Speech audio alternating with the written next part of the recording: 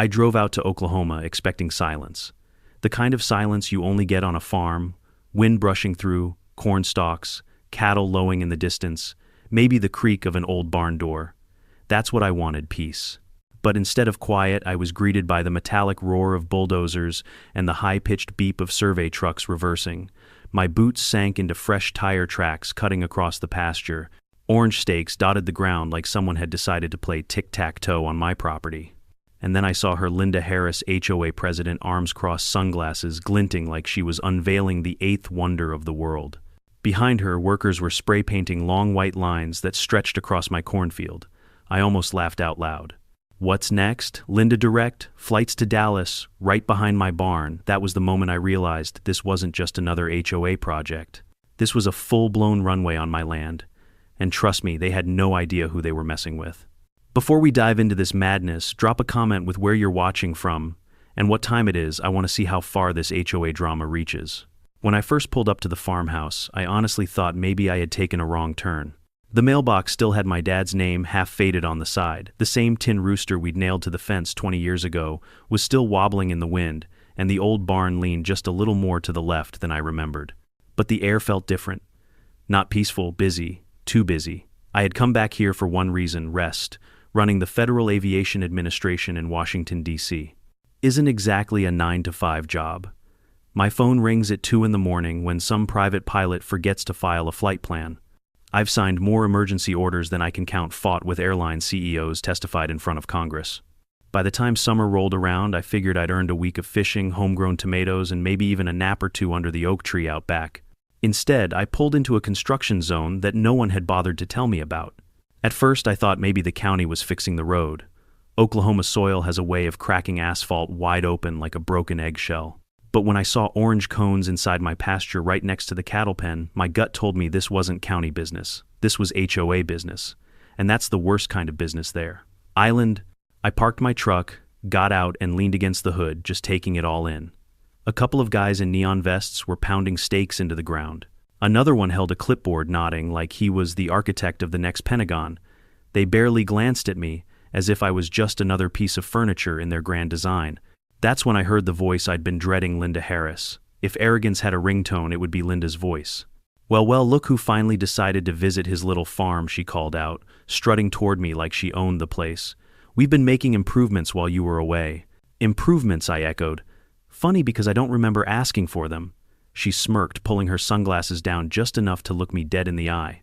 John, progress doesn't wait for anyone. This community is moving forward, and if you want to be stuck in the past, that's your choice. But don't get in our way. I almost asked her right then and there what in God's name they were building, but something held me back. Maybe it was the way the surveyor kept checking his tape measure. Maybe it was the fact that the stakes were spaced exactly like a runway. Straight, even aligned with the prevailing wind. My professional instincts screamed louder than her smug little speech. But I didn't let her see it. Instead, I played dumb. Progress, huh? What are we talking? A new playground, maybe a bigger pool. Linda laughed like I just told the world's funniest joke. You'll see soon enough. Let's just say this neighborhood is about to become a very exclusive community. She walked away before I could press her further barking orders at the workers, waving her manicured hands like she was directing an orchestra. I stood there for a while, trying to convince myself I was wrong. Maybe it was just a road. Maybe they were putting in some kind of walking trail, a bike path for the kids. But deep down, I knew better. No HOA in the history of America has ever stopped at a bike path when they could chase something bigger, louder, and more ridiculous. Later that afternoon, I wandered down to the general store in town, the kind of place where gossip travels faster than a tornado. Old man Jenkins was behind the counter, chewing his toothpick, watching me over the top of his newspaper. "Back in town, huh?" he said. "Yeah. Thought I'd get some peace and quiet." He chuckled. "Not with Linda around." That's when I knew. If Jenkins was laughing, it meant the whole town already knew something I didn't. I asked him straight, "What's she building out there?" He leaned back, crossed his arms, and shook his head. "Rumor is she's been talking about making this neighborhood fly-in ready. You know, like those fancy communities down in Florida where rich folks land their private planes right next to their houses." I blinked. "You're telling me she's building an airstrip?" "I'm telling you," he said slowly, "that if you want peace and quiet, you picked the wrong farm to come home to." I drove back to the property in silence, his words ringing in my ears. Fly-in community. Private planes. Runway. It all made a twisted kind of sense now. Linda wasn't just flexing her HOA muscles, she was trying to turn my father's land into her personal airport. When I got back, I walked the property myself. The survey lines cut straight through the pasture past the pond ending right near the tree line. Perfect length for small aircraft. Perfect orientation for the wind. Perfectly illegal. I stood there at dusk listening to the crickets chirp and the bulldozers growl, and I knew two things for certain. One, my vacation was officially ruined. Two, Linda Harris had just declared war on the wrong man. Because I wasn't just John Miller, farmer. I was John Miller, director of the FAA. And if she thought she could sneak a runway past me, she was about to learn the hardest lesson of her life.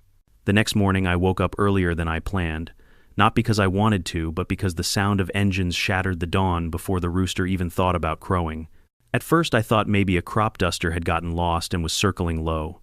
It wouldn't be the first time some rookie pilot forgot his bearings over Oklahoma farmland. But when I stepped onto the porch, coffee mug in hand, I froze. They weren't just surveying anymore. They were building. A long strip of my cornfield was already stripped bare. Asphalt trucks lined up like they were pouring the foundation for a Walmart parking lot. Workers in neon vests rolled giant machines back and forth, pressing the earth flat. Spray-painted lines cut across my land, bold and white, stretching from one tree line to the other. And then I saw her, Linda Harris. She was standing dead center, wearing a hard hat. She definitely didn't need barking orders like a general in a war movie. Her sunglasses glinted in the sunrise, and she had that smile, smug, satisfied, the kind of smile only HOA presidents and cartoon villains know how to pull off. I walked across the pasture toward her, boots crunching in the gravel they had already laid down. "Morning, Linda. You building me a new driveway?" She didn't even look surprised to see me. "John, you should be thanking us. This is going to bring so much value to your property." Imagine the prestige neighbors landing their planes right across the street. "Planes?" I asked, raising an eyebrow. "You mean to tell me you're building a runway?" "Not just a runway," she corrected, lips curling into that practiced politician's smile. "An airstrip. A private airstrip for our community. This is the future. We'll be just like those luxury neighborhoods in Florida. You'll see, it'll be beautiful." I sipped my coffee and let her words sink in. An airstrip across my cornfield. Without permission. "You do realize this is my land, right?" I said, slowly, careful not to spill my coffee as my blood pressure spiked. She waved her manicured hand like she was swatting away a fly. "Technicalities. The board already approved it. We took a vote. Majority rules." I laughed so hard I nearly choked. "A vote on my property. That's rich. What's next? You going to vote on repainting the White House?" Linda didn't laugh. She just tilted her head, smug as ever. "Progress doesn't wait, John. You'll catch up eventually." I looked past her at the crew. Asphalt was already being poured, black steam rising in the morning air. The smell of tar mixed with the sweet scent of cut corn, and I couldn't help but think how absurd it was. My father had spent 40 years raising crops here, and now Linda was trying to raise aircraft. I turned back to her. "Linda, let me spell it out for you. You can't just build a runway wherever you feel like it. There are rules, regulations, federal law." Her smile widened. "Then sue us. By the time anything goes through court, this airstrip will be finished, operational, and celebrated by the whole community. People will love it. And if you don't, well, maybe it's time you consider selling." There it was. The threat. Sell or be steamrolled. Classic HOA. I wanted to blow up right there, but I didn't. Because for all her arrogance, Linda didn't know one very important fact. She was talking to the one man in the United States who had the authority to shut her little dream down permanently. But revealing that card too soon would spoil the fun. So I smiled. "You know, Linda, I think you're right. Maybe this will be interesting." I turned on my heel and walked back to the house, leaving her blinking, maybe even a little suspicious of how calm I was. That afternoon, I walked the length of the construction zone myself. The strip was at least 3,000 feet long, already more than enough for small planes. They had leveled the ground, perfectly aligned it with the wind, like a pilot had designed it. I crouched down, touched the fresh asphalt, and shook my head. They weren't guessing. They knew what they were doing, which meant Linda had help. Someone with aviation knowledge. Someone either really stupid or really desperate.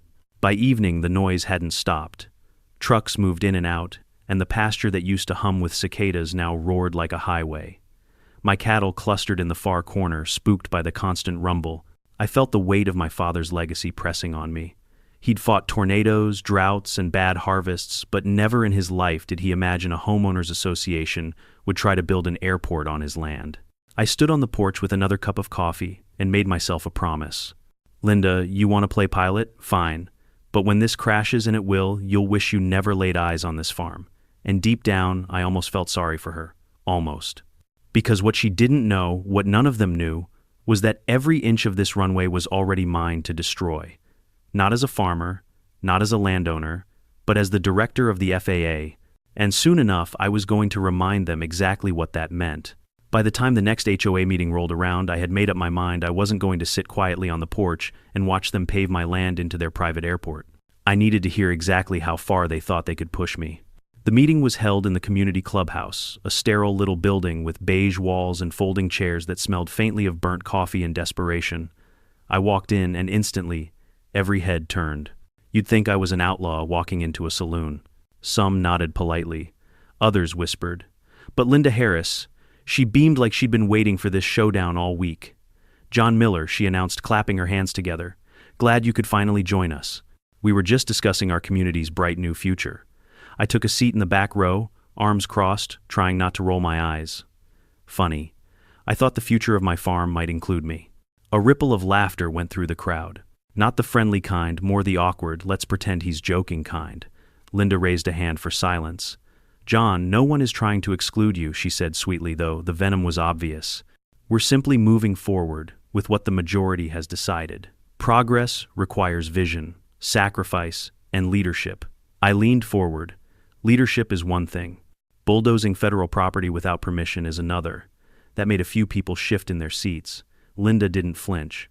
She slid a stack of papers onto the podium like she was dealing cards in Vegas. The community voted, 73% in favor of developing the airstrip. The numbers don't lie. The numbers don't own my land, I shot back. A man in the front row, a retiree with too much cologne and not enough common sense, snorted. If you don't like it, sell and move. Someone else will appreciate the vision. Vision. That word was getting tossed around like confetti. I pictured Linda lying awake at night, dreaming of planes descending into her little kingdom, HOA bylaws fluttering like flags in the wind. The whole thing would have been hilarious if it wasn't happening on my property. I stood up, pulled the deed to the farm from my jacket, and held it high for everyone to see. This isn't just a piece of paper. This is proof that my father bought and owned this land long before any of you thought of putting up vinyl fences and neighborhood watch signs. You don't get to vote your way onto my property. Silence. For one brief, glorious moment, I thought maybe I had gotten through. Then Linda smiled, that smile, the one that makes you want to check your wallet and your sanity at the same time. John, we appreciate your sentimentality, but the world doesn't stop for nostalgia. This airstrip will benefit everyone. Higher property values, new opportunities, more prestige. You should be thanking us. I laughed sharp and bitter. Prestige, you're pouring asphalt across a cornfield. This isn't prestige, it's insanity. That broke the tension. Half the room chuckled. A few even clapped softly as if they'd been waiting for someone to say it. But Linda slammed her hand on the podium. Enough! Her voice cracked like a whip. This project is happening. And if you don't cooperate, we will fine you for every obstruction, every delay, every so-called violation you cause. The HOA has authority, Mr. Miller, and you will respect it. I stepped closer to the podium, lowering my voice, but making sure everyone could hear. Linda, let me explain something.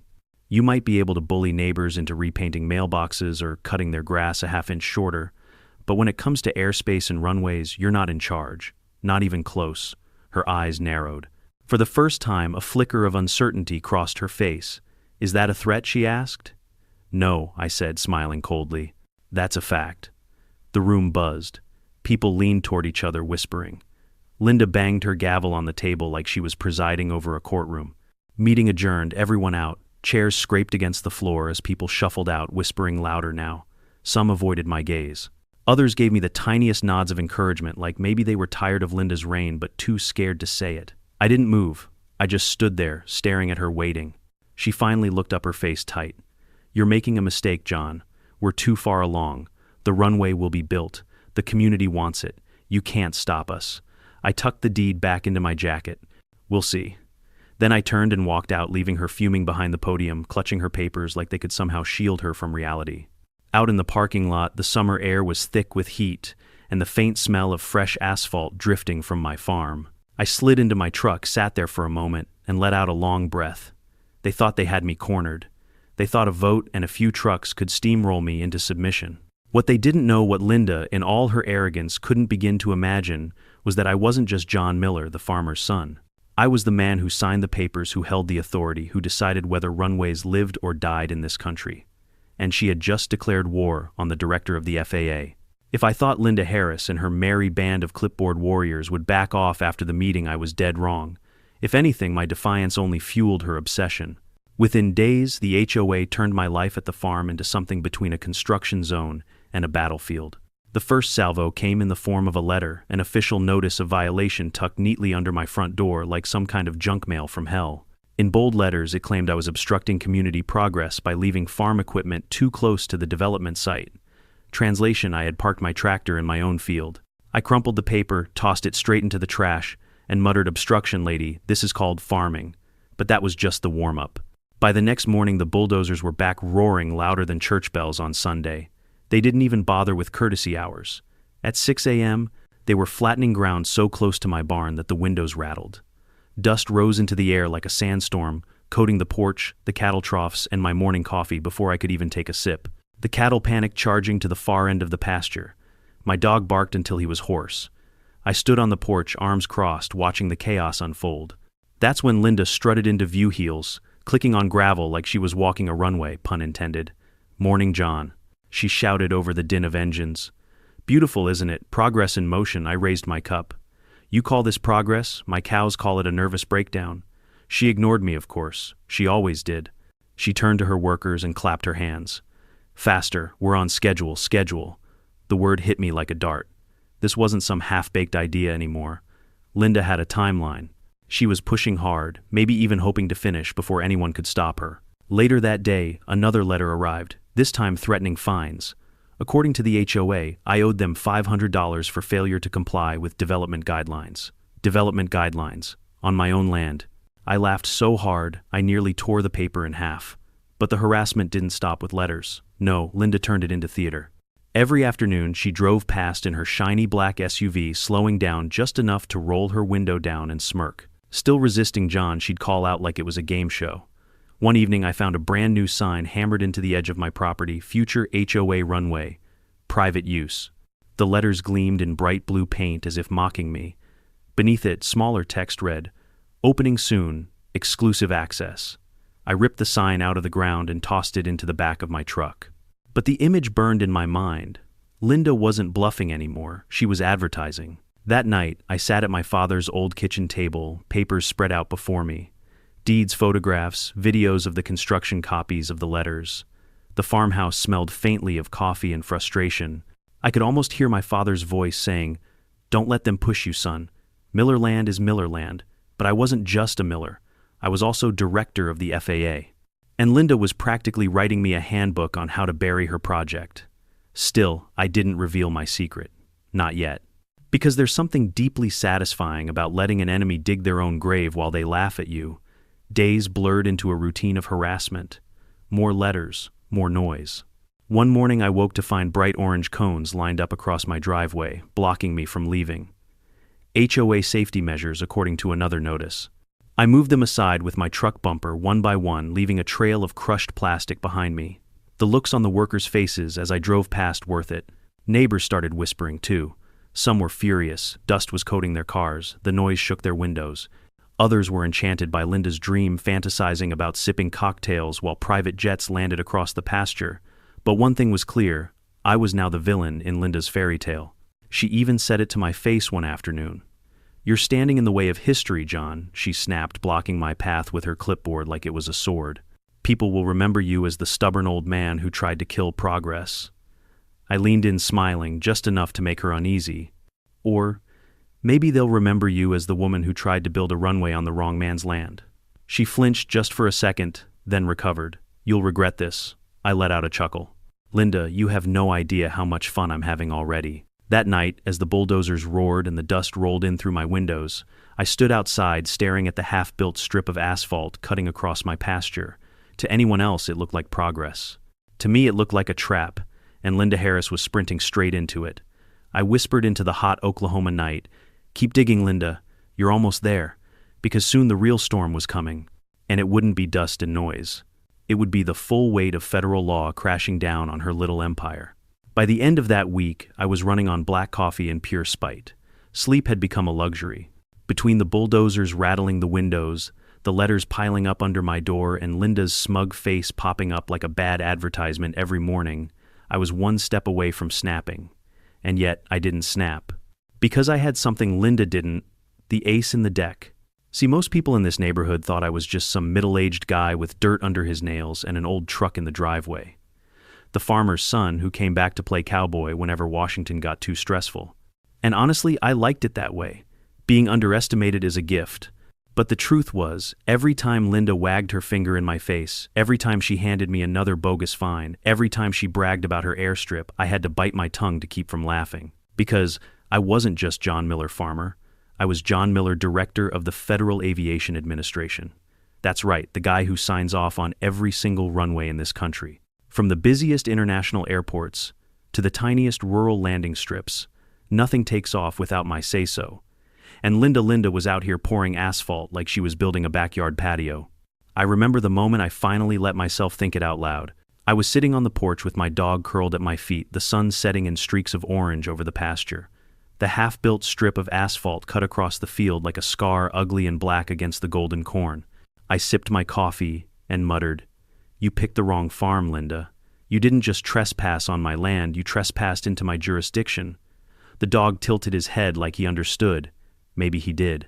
That night, I pulled out my laptop and logged into my FAA account. My inbox was full of the usual chaos, delays, permit requests, noise, complaints, but one email stood out. A formal inquiry from some unknown developer requesting expedited approval for a private runway project in Oklahoma. I laughed so hard I nearly spilled coffee on the keyboard. Linda had actually tried to go through official channels, except she didn't know the approval request landed right on my desk. Her application was a mess. No environmental study, no safety assessment, no community consultation, nothing. Just a half-baked proposal and some typed-out nonsense about increasing neighborhood prestige. I clicked the big red button marked Denied with more satisfaction than I'd felt in years. Still, I didn't tell anyone. Not yet. Because watching Linda swagger around with her little clipboard army while I held her fate in my hands, that was better than sleep. The next day, she cornered me again near the barn. "You're making this harder than it needs to be," she said, lips pursed tight. "If you cooperate, I might even name a hangar after you." "Imagine it, the John Miller Terminal," I grinned. "Sounds like a place where dreams go to die." She frowned. "Mark my words, John, this runway is happening." I leaned close enough for her to smell the coffee on my breath. "Mark mine, Linda. Nothing takes off in this country without me knowing about it." She blinked, confused, then forced a laugh. "You think you can stop progress with paperwork?" "No," I said. "I can stop it with the law." Her smile faltered just for a second, a tiny crack in the armor. I walked away before she could recover. That evening, I started building my case.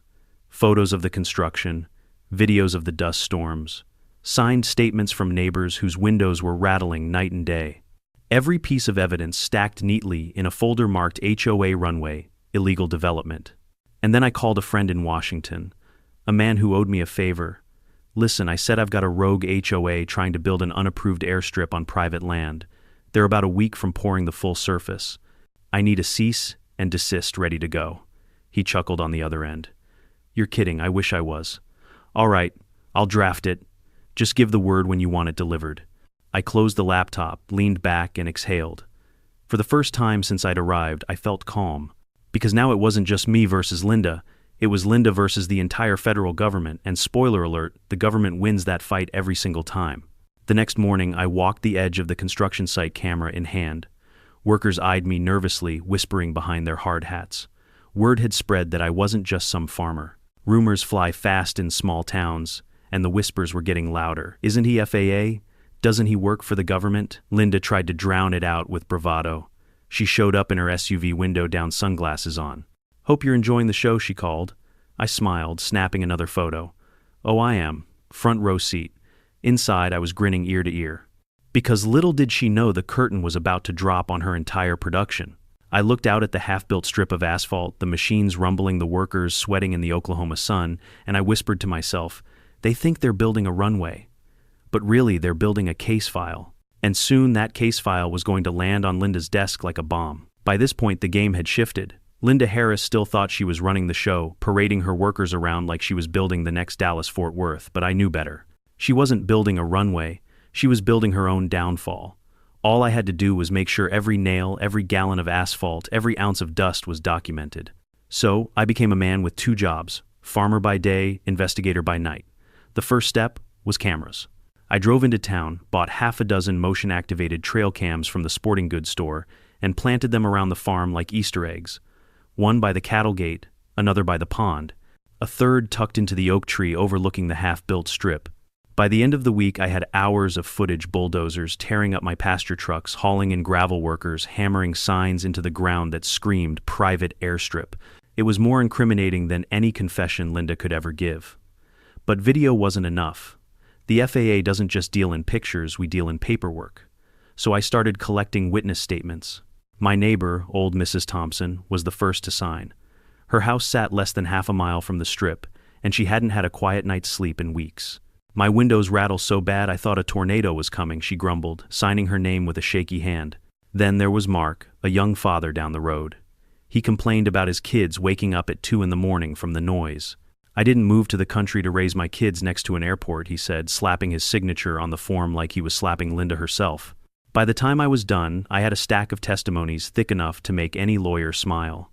Meanwhile, Linda was busy rehearsing her victory lap. She held meetings on the construction site, clipboards in hand, waving her arms like she was conducting an orchestra. I overheard her one afternoon bragging to a group of investors she'd suckered into funding her dream. In 2 weeks, she declared, this will be the premier fly-in community in Oklahoma. People will be begging to buy lots. I nearly spit out my coffee. Lots. She was already trying to sell real estate based on a runway she didn't even legally own. That gave me an idea, let her keep talking. The more she bragged, the bigger the rope she wrapped around her neck. I showed up at the next community gathering with my phone recording in my shirt pocket. Sure enough, Linda didn't disappoint. She strutted onto the makeshift stage, microphone squealing, and announced, our HOA airstrip will be operational by the end of this month. Membership fees will cover maintenance, and our exclusive landing rights will make this neighborhood the envy of the state. The crowd clapped. I smiled. Every word was now evidence. But the pièce de résistance came one evening when I followed the convoy of trucks back to their staging area. Tucked behind the clubhouse, I found a pile of contracts membership agreements Linda had been handing out, promising priority hangar space for anyone willing to cough up $10,000. She wasn't just building a runway, she was running a scam. I took photos of everything. Every page, every signature, every fake promise. By the time I was done, my case file looked less like a complaint and more like a federal indictment. Still, I knew timing was everything. If I shut her down too soon, she'd cry, foul, spin it as government overreach, maybe even rally sympathy. No, I needed her to go big to plan her grand reveal. That way, when I pulled the rug out from under her, the crash would echo all the way to Washington. So I waited, and the opportunity came faster than I expected. One morning, a glossy flyer appeared in every mailbox in the community. Big bold letters, grand opening, OA private runway, ribbon-cutting ceremony, champagne reception, live demonstration flight. The audacity nearly knocked me over. Linda wasn't hiding anymore. She was inviting the whole town to watch her crown herself Queen of the Skies. I laughed until my sides hurt. Then I stapled the flyer to my case file and made one last phone call. Yeah, I told my contact in Washington. She's hosting an opening.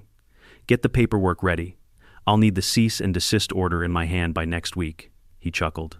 You're actually going to let her throw a party before you shut it down? Oh, absolutely, I said. The bigger the stage, the harder the fall. That week I doubled down on preparations. Cameras checked. Witness statements organized. Photos labeled. Even the cattle seemed to sense something was coming. They clustered near the fence, watching the half-built runway like it was some alien invasion. At night I sat on the porch, the Oklahoma heat still clinging to the air, and thought about my father. He used to tell me, son, when someone's digging themselves a hole, don't take away the shovel. Linda wasn't just digging a hole, she was paving it, painting lines on it, and selling tickets to watch it happen. And soon the whole town was going to see what happens when arrogance tries to take flight without clearance. The morning of the grand opening dawned hot and sticky, the kind of Oklahoma heat that melts asphalt and tempers alike. I stood on the porch with my coffee, watching a parade of SUVs snake their way toward the half-finished airstrip. Banners fluttered in the wind, strung between hastily erected poles. Welcome to the future. The irony wasn't lost on me. They were celebrating a future that was about to be canceled before it even took off. I dressed plain jeans, boots, a faded ball cap. I wanted to look like what Linda thought I was, just another cranky farmer. I tucked my FAA badge into my jacket pocket, feeling its weight like a secret weapon. By the time I reached the site, it looked less like a construction zone and more like a county fair. Folding chairs lined up in neat rows. A red ribbon stretched across the blackened strip of asphalt. There was even a table of champagne flutes sweating in the heat, as if bubbles could distract from the stench of tar. Neighbors milled around, some genuinely excited, others whispering behind their hands. Investors in suits fanned themselves with the glossy brochures. Linda had printed brochures that promised exclusive air access, premium hangar space, and sky-high property values. And then there was Linda.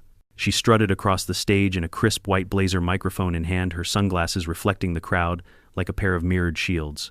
Behind her, a banner read "HOA Private Runway, Opening Day." She tapped the mic, cleared her throat, and let that voice of hers, half charm, half command, spill out across the pasture. Ladies and gentlemen, today marks a new chapter in our community's history. No longer are we just another neighborhood in Oklahoma. No, we are pioneers, visionaries, leaders in progress. The crowd applauded, some half-hearted, some a little too enthusiastic. Linda continued, her voice swelling with each phrase. This runway will put us on the map.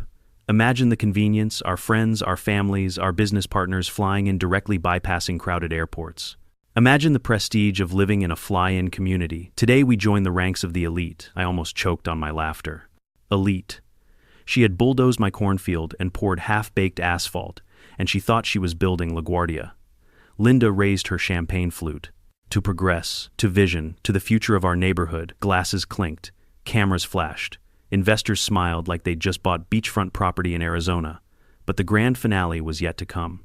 With a dramatic flourish, Linda gestured to the sky. And now, to christen our new runway, we welcome our first demonstration flight. Heads turned upward. Sure enough, a small twin-engine plane circled above, dipping its wings in salute. The crowd oohed and ahead as it lined up with the strip. Linda spread her arms wide, soaking in the applause. History is landing here today. That was my cue. I stepped forward from the crowd, the hot sun beating down on the brim of my cap. My boots crunched on the gravel as I made my way toward the stage. At first no one noticed. Then whispers spread, neighbors nudging each other, investors frowning. By the time I reached the ribbon, all eyes were on me. Linda, I called out, my voice steady. You might want to hold off on the champagne. She blinked, thrown off for the first time all day. John, this isn't the time. Actually, I interrupted, pulling the badge from my pocket, holding it high for everyone to see. This is the perfect time. Gasps rippled through the crowd. Camera zoomed in. The FAA emblem gleamed in the sunlight. My name is John Miller, I said loud enough for the circling plane to hear, and I am the director of the Federal Aviation Administration. And as of this moment, this runway is officially shut down. For a heartbeat, silence hung heavy in the air. Then chaos erupted. Investors started murmuring angrily, flipping through their glossy brochures as if the fine print might save them. Neighbors gasped, some whispering, I knew it. Others stared at Linda like she had just sold them swampland. Linda's face turned the color of the asphalt beneath her feet. You can't do this, she stammered, her microphone squealing. I smiled, calm as a Sunday preacher. Linda, I'm literally the only person who can. The plane above dipped lower, lining up with the strip. I raised my hand, gestured to the sheriff's deputies I'd briefed earlier. They waved their signals, radios crackling. The pilot banked hard, engines roaring as the plane veered off and climbed back into the sky. The crowd gasped again, some covering their ears, others shielding their eyes from the sudden blast of wind. The sound of that aborted landing was sweeter than any symphony. Linda dropped her microphone, scrambling to save face. This is a misunderstanding. We have approvals. We have investors. This is progress. I stepped closer, voice steady, almost kind. No, Linda. This is illegal construction, federal violation, and fraud. And it ends today. The deputies moved in, confiscating paperwork, snapping photos of the site. The cameramen from the local news captured every second Linda's trembling hands. The ripped ribbon, the abandoned champagne glasses sweating in the sunday. Neighbors started clapping. First a few, then a dozen, then the whole crowd. The sound swelled, a wave of applause rolling over the site like thunder. I stood there, badge in hand, watching Linda's empire collapse in front of her investors, her neighbors, her own workers. And I couldn't help but think this was better than coffee. Once the applause died down, the chaos began.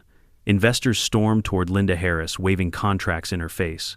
Cameras from the local news crew swarmed the stage, shoving microphones toward her mouth. Her carefully rehearsed speech about vision and progress was now drowned out by questions like, "Did you know this project was illegal, and how much money did you collect from residents?" Linda's composure cracked. She yanked off her sunglasses, her eyes darting like a cornered animal. "This is all a misunderstanding," she stammered. "We followed the process. We filed the paperwork." I stepped up beside her, holding my FAA badge where the cameras could see it. "Correction," I said smoothly. "You attempted to file paperwork, and it was denied. By me." Gasps rippled through the crowd again. Neighbors who had been skeptical now looked at me with wide eyes, whispers hissing like static. "He's FAA director. Wait, he's the guy in charge." Linda froze, the color draining from her face. For the first time in weeks, she was speechless. "Ladies and gentlemen," I continued, turning to address the crowd, "this so-called runway violates federal aviation regulations, environmental standards, and basic property rights. It is unsafe, unauthorized, and absolutely illegal. And as of today, it is officially shut down." The deputies I'd called in earlier stepped forward, handing me the cease and desist order stamped with the FAA seal. I unfolded it slowly, deliberately letting the cameras capture every word. Then I handed a copy to Linda. She snatched it with trembling hands, scanning the first line.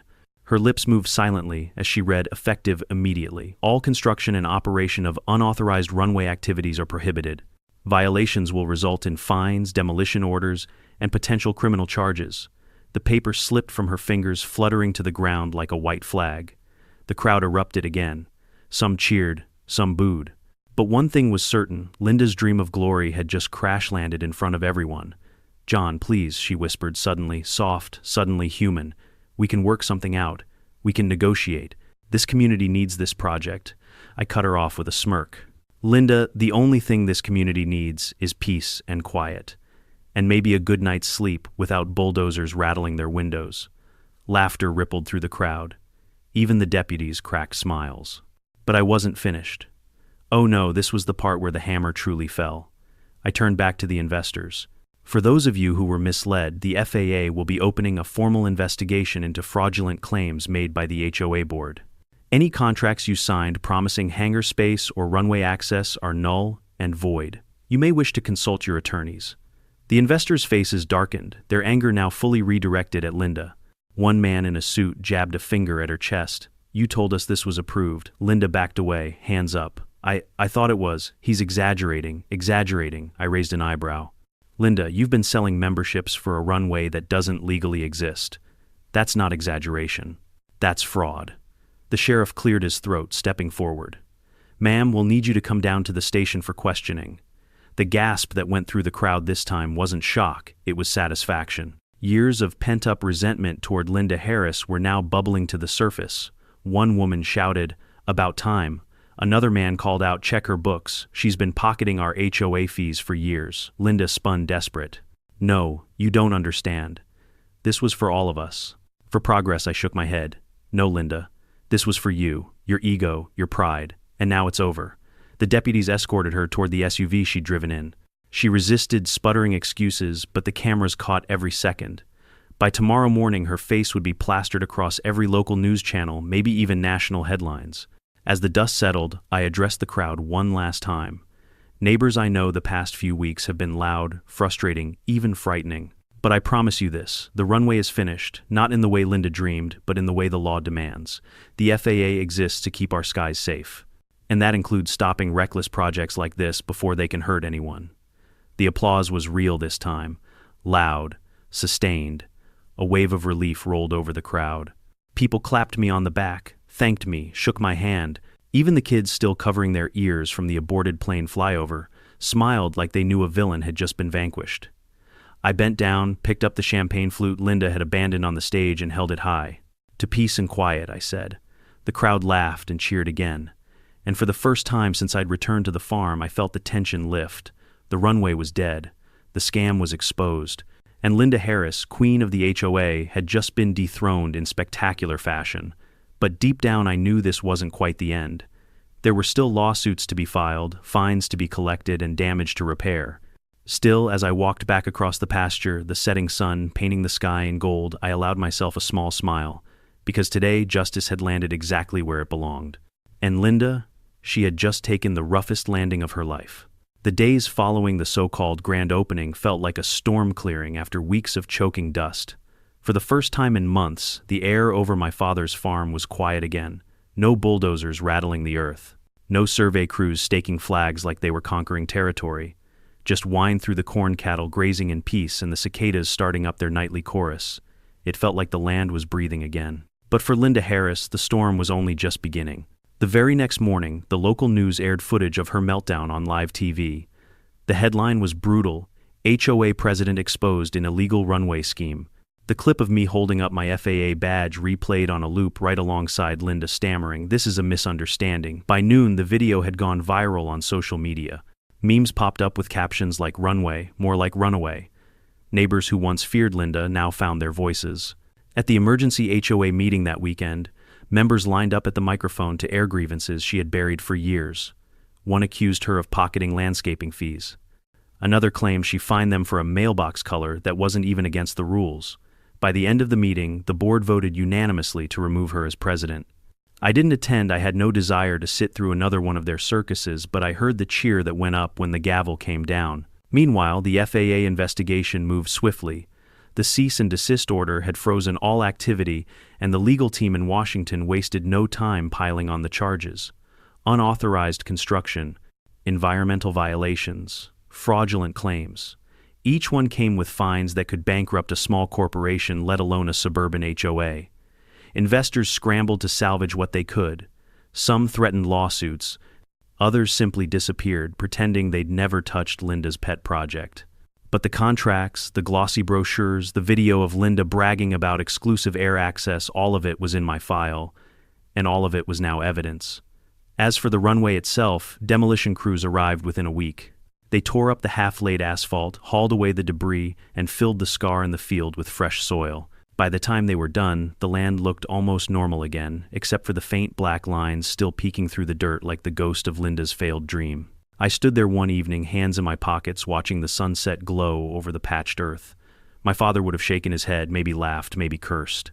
But I knew one thing for sure: he would have been proud that the farm had survived, just like it always had. The neighbors stopped by more often after that. Mrs. Thompson brought over a pie to thank me for the first quiet night's sleep she'd had in months. Mark from down the road offered to help mend the fence where the bulldozers had knocked it loose. Even old man Jenkins, never one for sentiment, tipped his hat and muttered, "Good work, son. About time someone clipped Linda's wings." I appreciated it, but I didn't do it for thanks. I did it because it was the right thing. Because no one, not even the most arrogant HOA president in Oklahoma, gets to bulldoze their neighbors' lives for the sake of ego. And yet I couldn't resist a little irony. Sitting on the porch with my dog at my feet, I chuckled to myself. All I wanted was a week off, I said out loud. Instead, I ended up shutting down the shortest-lived airport in America. The dog wagged his tail. Maybe he got the joke. In the weeks that followed, life settled back into a rhythm. I mended fences, replanted corn, and even managed to sneak in that nap under the oak tree I'd been dreaming about. But every time a plane passed high overhead, glinting silver in the sunlight, I thought about Linda Harris. Somewhere she was probably still fuming, still convinced she'd been robbed of her legacy. Too bad for her, the only thing that ever really took off was her arrogance, and it crash-landed faster than she could say progress. At the end of the day, this story isn't just about an HOA trying to build a runway. It's about something bigger: pride, greed, and the blindness that comes from believing rules don't apply to you.